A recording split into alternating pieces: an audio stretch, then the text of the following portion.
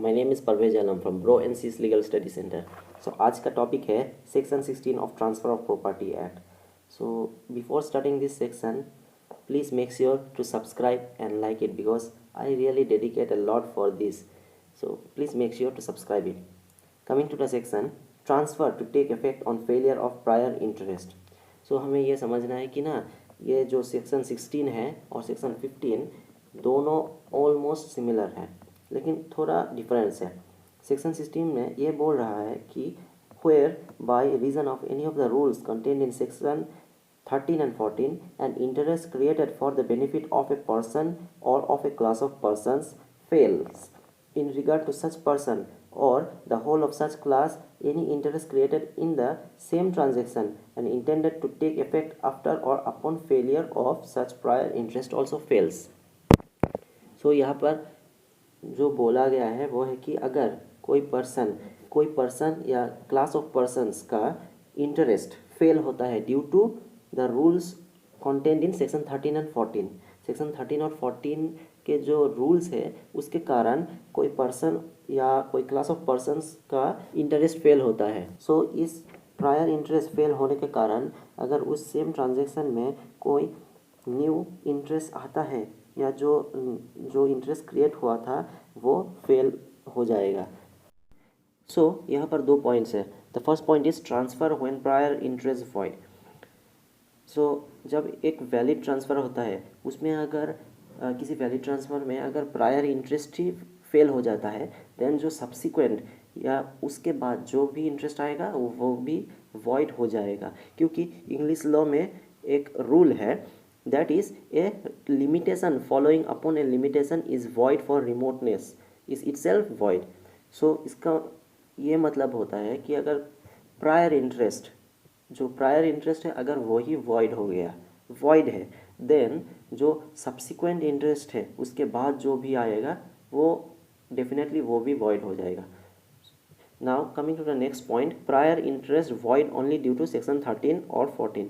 सो ये जो prior interest void होगा it should be void only because of section 13 और 14 of transfer of property act. ये अगर किसी और कारण से नॉट इंक्लूडेड इन सेक्शन 13 और 14 वॉइड होता है then that will not be considered.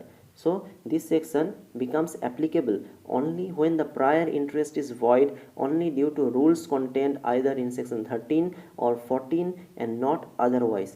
If the prior interest fails due to any other reason given in any other section, for example section 25, this section will not be applicable.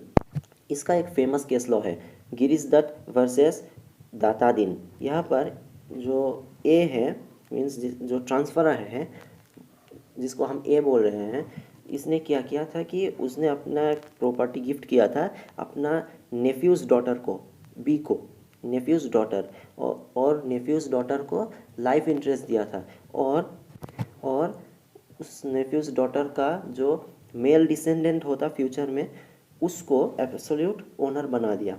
लेकिन क्या देखा गया कि जो B है यानी nephews daughter उसका कोई बच्चा ही नहीं हुआ और उसका मौत हो गई। So in this case it was held that as the gift to B's unborn daughters was a limited interest only, therefore transfer to nephew which was dependent upon a prior interest also failed.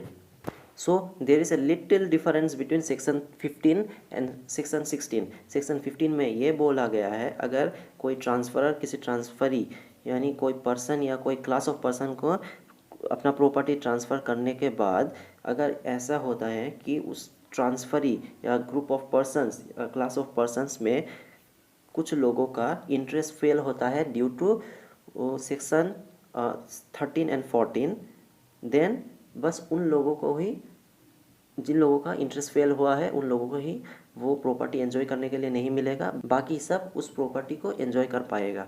But in section 16 ये बोला गया है कि कोई property को अगर किसी class of person या पर्सन्स को अगर ट्रांसफ़र किया जाता है और उस प्रॉपर्टी का ट्रांसफ़र होने के समय अगर प्रायर इंटरेस्ट ही वॉइड होता है then the subsequent interest will also be void, और यहाँ पर जो प्रायर इंटरेस्ट वॉइड होगा that should be only due to section 13 और 14। So that's it for today. I hope you enjoy it, and if so, make sure to like and subscribe, and see you in the next video. Till then, have a great day.